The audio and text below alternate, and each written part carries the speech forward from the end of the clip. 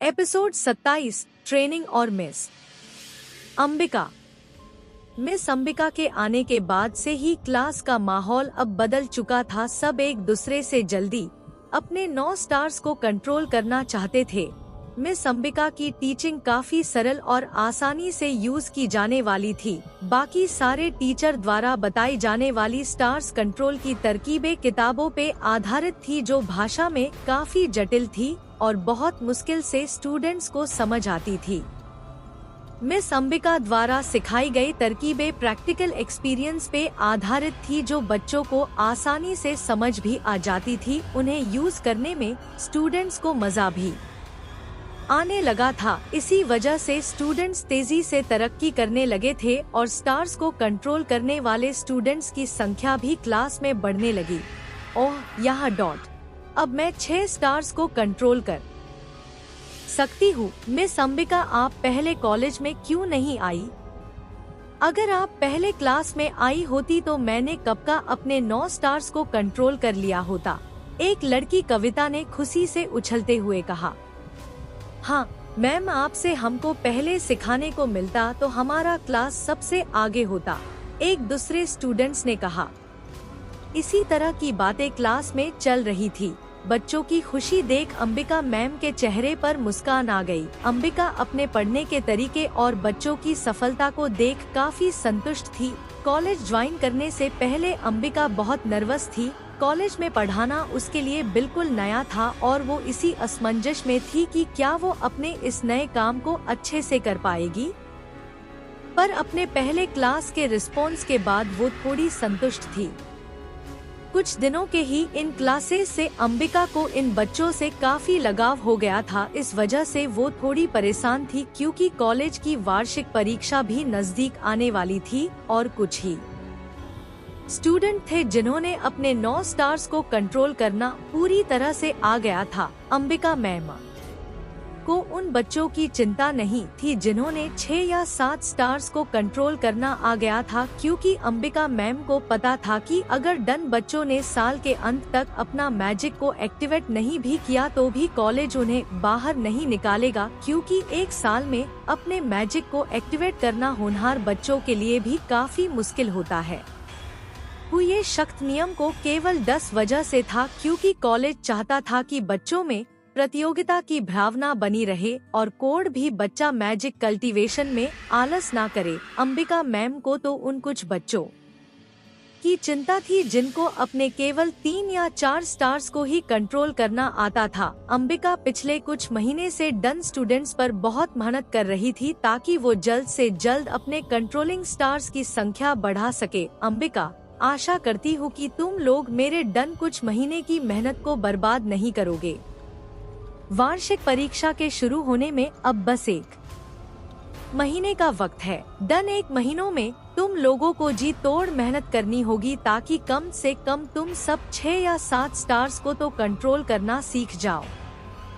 Mains पर 10 क्या फायदा? अगर हमने अपने 6 स्टार्स को कंट्रोल करना सीख भी लिया तो भी वार्षिक परीक्षा के बाद कॉलेज हमें निकल देगा, एक लड़की अरुंधिता ने रोते हुए कहा। अंबिका ने समझाते हुए कहा, अरे इसमें रोने की क्या बात है।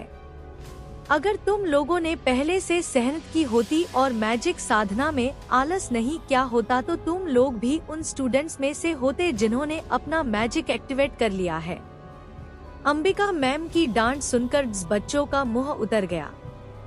अंबिका मैंस, अच्छा बाबा, जो हुआ सो हुआ। तुम लोग अब जो कुछ दिन बच्चा है उसमें मन लगाकर मेहनत करो। अगर तुम सबने अपने 6 या 7वें स्टार्स को कंट्रोल करना आ गया तो तुम सबको कॉलेज से ना निकाले। इस बारे में मैं प्रिंसिपल सर से बात करूंगी, पर तुम लोगों ने ये मौका भी हाथ से जाने दिया और आलस किया मैजिक साधना में, तो इस बारे में मैडम भी कुछ नहीं कर सकती।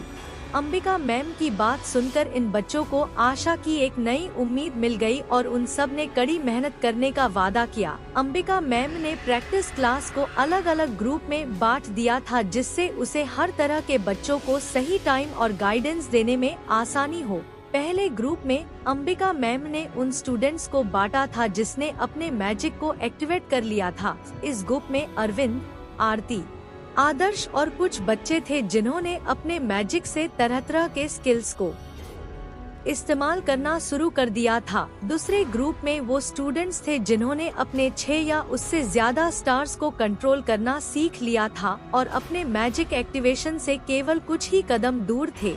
आखिरी ग्रुप वो ग्रुप था जिसे अंबिका मैम अभी समझा कर आ रही थी। इस ग्रुप में वो स्टूडेंट्स थे जो अपने मैजिक एक्टिवेशन से काफी दूर थे और उन्हें अपने मैजिक कल्टीवेशन पर फोकस करने की बहुत ज्यादा जरूरत थी। आकाश सबसे अपनी मैजिक शक्तियों को छुपा कर रखना चाहता था। इस वजह से उसने मिस अंबिका से रिक्वेस्ट करके अपने आप को दूसरे ग्रुप में रखा था। आकाश के इस डिसीजन के पीछे 2 वजह थी। पहली ये कि आकाश अपनी मैजिक और फिजिकल ट्रेनिंग आदर्श के साथ रोज अलग से करता था। इस वजह से उसे कॉलेज में ये सब दोबारा करने की कोई जरूरत नहीं थी। दूसरी वजह ये थी कि आकाश जल्द से जल्द अपने फायर और थंडर एलिमेंट के दूसरे लेवल के प्राइमरी मैजिक को एक्टिवेट करना चाहता था और फिर उसे अपने शैडो एलिमेंट के स्टार डस्ट पर भी तो ध्यान देना था। आदर्श ने कुछ महीने पहले ही अपना मैजिक एक्टिवेशन करना सीख लिया था और आकाश की ट्रेनिंग के बदौलत उसे अपना विंड मैजिक यूज करना अच्छे से आ गया था। आकाश के साथ ट्रेनिंग में आदर्श ने न केवल मैजिक को परफॉर्म करना सीखा था बल्कि एक ही मैजिक स्पेल्स को अलग अलग तरीकों से यूज करना और एक दूसरे के मैजिक स्पेल्स के इस्तेमाल से कंबाइन अटैक करना भी सिखाना शुरू कर दिया था। आदर्श आकाश के डन तरकीबों को देखकर बिल्कुल हक्का बक्का हो गया था। अपने मैजिक स्पेल को अलग अलग तरीकों से इस्तेमाल करना आदर्श ने पहली बार देखा था।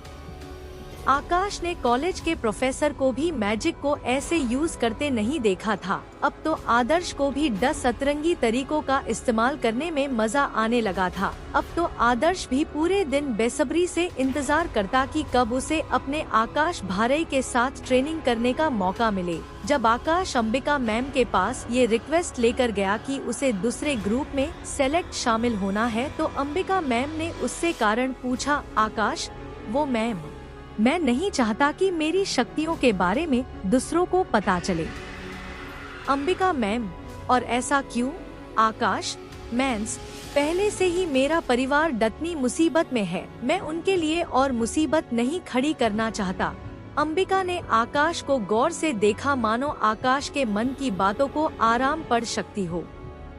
अंबिका, पर अगर तुम्हारे मैजिक एक्टिवेशन के बारे में लोगों को पता चला तो डस से तुमको ही फायदा होगा। आखिर तुमने डतनी कम उम्र में अपने मैजिक को एक्टिवेट किया है और वो भी बिना किसी बाहरी मदद या फिर किसी मैजिक रिसोर्स के। इस वजह से बहुत सारे संस्था और परिवार तुमको अपना हिस्सा बनाने के लिए उत्सुक होंगी ताकि तुम उनके लिए काम करो और बदले में उनसे तुम्हें मैजिक रिसोर्सेज मिलेंगी जिससे तुम्हारा परिवार एक अच्छी जिंदगी पा सकेगा। आकाश, मैंस, आप नहीं समझोगी। अगर बात इतनी ही सीधी होती तो मेरे कॉलेज एडमिशन में लिए मेरे पिता को मेरा घर गिरवी नहीं रखना पड़ता। मैं भी चाहता हूँ कि मैं ताकतवर बनूं और मेरी फैमिली को अच्छी लाइफ मिले, पर ये सब मैं खुद हासिल करूँगा। मैं किसी और के हाथों की कठपुतली नहीं बनना चाहता। आकाश की इन बातों ने अंबिका को काफी कुछ बता दिया था और आकाश के इन बातों से कहीं न कहीं सहमत भी थी। उसे भी पता था कि इस दुनिया को ताकतवर लोग अपने हिसाब से चलाते हैं और कमजोरों को उनकी बात मानने के अलावा कोई दूसरा उपाय नहीं होता। अंबिका, ठीक है, मैं तुमको दूसरे ग्रुप में सेलेक्ट कर लूंगी, पर तुम्हारी मैजिक स्पेल्स की ट्रेनिंग का क्या? वो कैसे मैनेज करोगे तुम? तुमने भले ही दूसरे बच्चों से पहले अपने मैजिक को एक्टिवेट क्यों ना कर लिया हो, पर अगर तुमने अपने मैजिक स्पेल्स की ट्रेनिंग शुरू नहीं की तो तुम दोबारा सबसे पीछे हो जाओगे। आकाश ने सिर खुजाते हुए, वो मैम, मैं मैनेज कर लूंगा और बस कुछ दिनों की ही तो बात है। मैं एनुअल एग्जाम के कुछ दिन पहले ही ग्रुप 1 में आ जाऊंगा, फिर आप उन सबको जो सिखाना होगा तब सिखा देना। अंबिका से आकाश के कान पकड़ते हुए कहा, बदमाश, तुम कहते हो कि मैनेज कर लोगे, कैसे मैनेज कर लोगे? आकाश, वो मैम कॉलेज के बाद मैं और आदर्श मैजिक प्रैक्टिस करते हैं और क्लास में आप जो प्रैक्टिस सेशन कराती है वो आदर्श मुझे सिखा देता है। आकाश की बात सुनकर अंबिका ने आकाश का कान तो छोड़ दिया, पर अभी भी वो आकाश को घूर घूर कर देख रही थी। आकाश को देख अंबिका को अपने छोटे भाई की याद आती थी जिसका एक एक्सीडेंट में मौत हो गई थी। इस वजह से अंबिका भी आकाश की इतनी परवाह करती थी। अंबिका, सच कह रहे हो ना? आकाश, एस मैम डॉट। मैं झूठ क्यों बोलूँगा, आखिर मेरा भी मन करता है अपने मैजिक को यूज करने का। आकाश की बात सुनकर अंबिका का मन पगसीज गया, पर उसने अभी भी अपने चेहरे पर गुस्से का भाव नहीं जाने दिया था। अंबिका, ठीक है, पर अगर मुझे पता चला कि तुम अपने मैजिक प्रैक्टिस में थोड़ा भी आलस कर रहे हो तो मैं तुम्हारी बहुत पिटाई करूंगी। अंबिका आकाश को दूसरे ग्रुप में शामिल करने के लिए मान गई थी, पर उसे अभी भी आकाश की चिंता थी कि कहीं आकाश किसी गलत संगत में तो नहीं पड़ गया। 10 वजह से अंबिका कॉलेज के बाद आकाश का पीछा करने लगी, पर आकाश को इसके बारे में बिल्कुल पता नहीं था। अगर आकाश को पता होता कि जिस मैजिक एलिमेंट के प्राइमरी मैजिक को एक्टिवेट करने के लिए आकाश इतनी मेहनत कर रहा था, उसी शैडो एलिमेंट की अंबिका मैम एक्सपर्ट है, तो आकाश के खुशी का ठिकाना नहीं रहता। आकाश शैडो एलिमेंट के मैजिक कल्टीवेशन में एक आम स्टूडेंट्स के जैसा ही था, क्योंकि ओल्ड मैन आकाश के मेमोरीज के जिन हिस्सों को आकाश देख सकता था, उस हिस्से में अभी तक ओल्ड मैन आकाश ने अपने शैडो एलिमेंट को 5 अचतीवाते नहीं किया था। इस वजह से आकाश की शैडो एलिमेंट की कल्टीवेशन काफी धीरे चल रही है।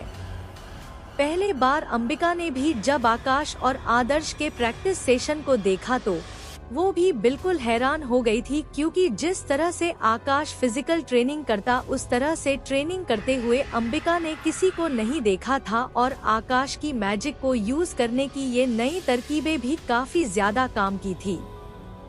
हाई लेवल की मैजिशियन होने की वजह से अंबिका साफ साफ ये देख सकती थी कि आकाश के ट्रेनिंग की तरकीबें असल मैजिक फाइट में उपयोगी साबित होंगी। अंबिका ने मन ही मन सोचा, तो आकाश, इस वजह से तुम ट्रेनिंग ग्रुप में नहीं आना चाहते हो थे। तुम्हारी इन तरकीबों ने तो मुझे भी हैरान कर दिया। तुम्हारी इन तरकीबें तो मुझ जैसे एक हाई मैजिशियन के भी काफी काम आने वाली है। अंबिका ने मुस्कुराते हुए कहा, अच्छा है। तुम्हें देखकर ऐसा लगता है कि न केवल तुम्हें बल्कि मुझे भी तुमसे काफी कुछ सिखाने को मिलेगा। आकाश को पता नहीं था, पर कोई और भी था जिसने उसके इस ट्रेनिंग सेशन को ज्वाइन कर लिया था, पर वो अंबिका मैम को देख नहीं सकता था, क्योंकि वो एक शैडो एलिमेंट यूजर थी जो किसी भी परछाई में आराम से छुप सकती है। तो क्या आकाश अंबिका की मौजूदगी का पता लगा पाएगा? क्या आकाश की शक्तियाँ अंबिका मैम के सामने आ जाएंगी? जानने के लिए सुनते रहिए demon king of magical world, केवल Darwin Sahu Aryan RJ DK पर।